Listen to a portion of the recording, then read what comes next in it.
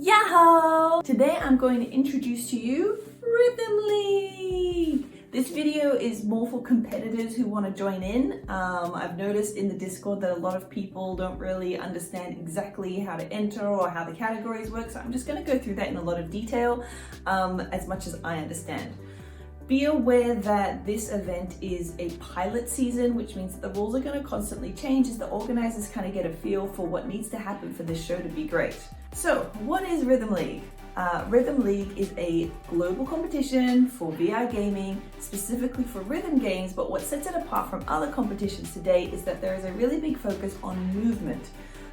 They've got categories specifically focusing on how well you play the game with a certain style, which is obviously my particular area of content. So I'm very excited about this, obviously. There are 6 different events in Rhythm League and you can enter each one just once.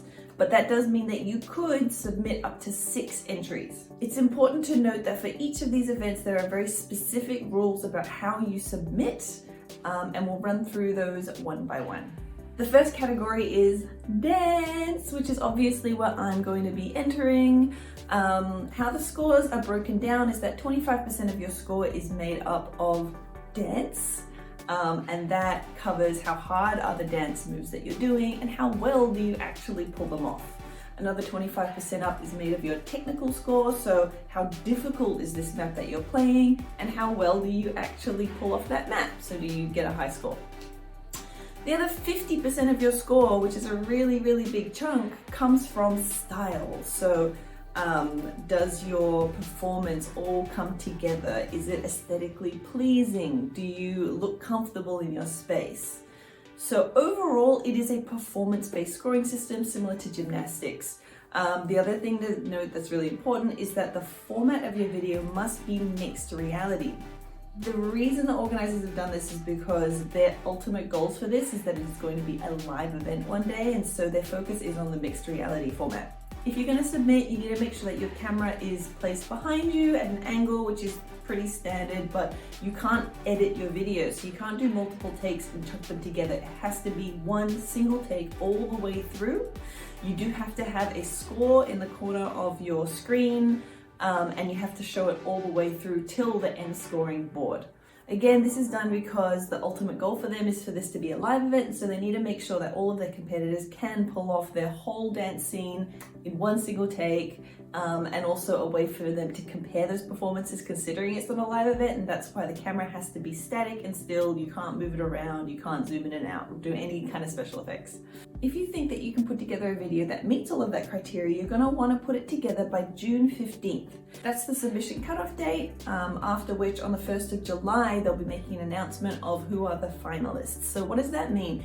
If you make it to finals and you become a finalist, you get an extra month to improve your video. And then it will be part of a live Twitch screen where there'll be commentators and it will be very much in a TV-based format. You won't actually be live for season 0. Again, season 1, they're hoping to do live events, but right now you don't need to worry about that. Now, that does not mean that you shouldn't worry about making sure your first submission is really good. And that's because if you don't make it to finals, they'll still be reviewing all of the other submissions and making a lot of those part of a pre-show. So either way, there's a good chance to have your content seen by a lot of people. You should definitely try to make your submission looking really great. Now, what if dancing isn't your thing? You don't really have the groove, that's okay, because there is also a martial arts section. So very similar to dance, except that instead of it being based on how hard your dance moves are and how well you pull off those dance moves, it's going to be about you destroying those blocks with energy, with passion, like you're really hitting something, because in a VR format, realistically, you could just tap a block and it's going to get destroyed. But if this was a real martial arts fight, you're going to need to hit it like it's really there. The other thing they're factoring in is, do you look like you're really in a fight? Are you really avoiding things so that you're not going to get hit? Are you attacking them because they need to be attacked? Does it look like a real martial arts fight? The martial arts category must be captured in the same way as the dance category. That is mixed reality, static camera behind you, no editing. The next category we're going to look at is the groups category. Now this is a really interesting one because there's a lot of different things you can do. The only rules that are involved is that for however many competitors you have in your group, whether it's 2 or 4, you must have clean cuts down the screen that just show, a side by side of these players playing at the same time. But there aren't rules around whether the map has to be exactly the same. In theory, you could actually have a map that's got slightly different blocks going at certain parts of the song and kind of play off each other. You could choose to have exactly the same choreographed moves, or you could choose to have moves that interact with each other. It's a pretty new area. I mean, there have been some collaborations on YouTube between different content creators, but it's not a huge thing, so it's going to be really exciting to see what people come up with. The last thing you're going to want to consider for the group category is how the scoring works. You must specify whether you are entering in the dance or martial arts category, and that's how your scoring will work, but you need to be aware that the dance and martial arts categories are going to be pitted against each other in the group section. So you might lose out to someone who's doing a better performance under different rules to you. So make sure that you consider how well you're going to be doing in contrast to that other group as well. Okay, the next event is avatars. For avatars, the scoring is really interesting.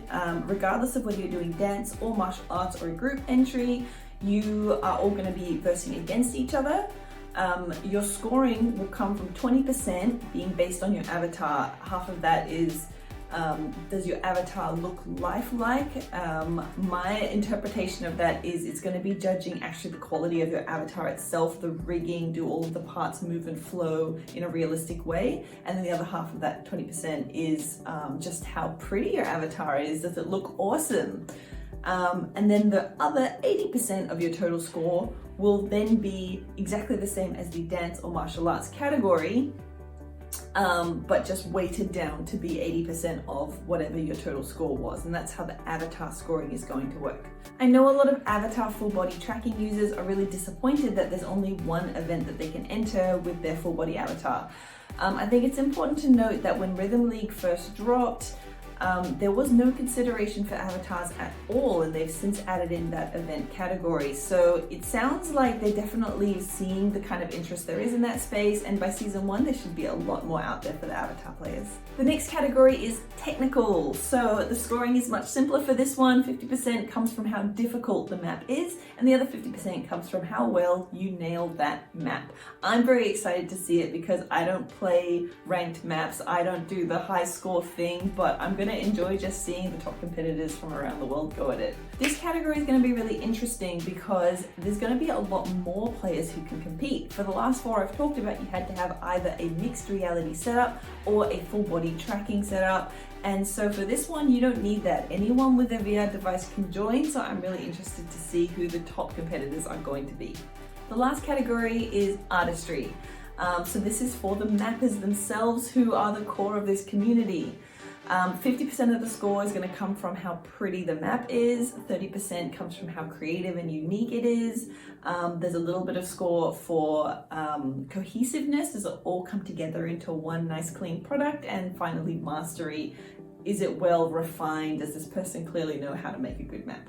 In general, the use of mods, except for the artistry category, is advised against, and that's because the scoring is going to be based on how you move around.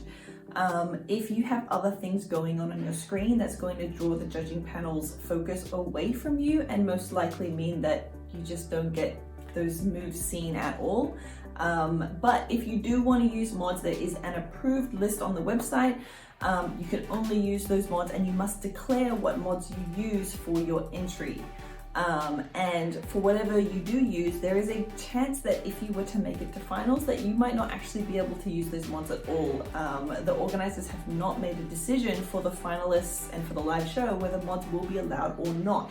So even if you decide to use them for your application, make sure that you've considered what you would do if you didn't have those mods for finals. And that's my understanding of how the Rhythm League Season 0 rules work.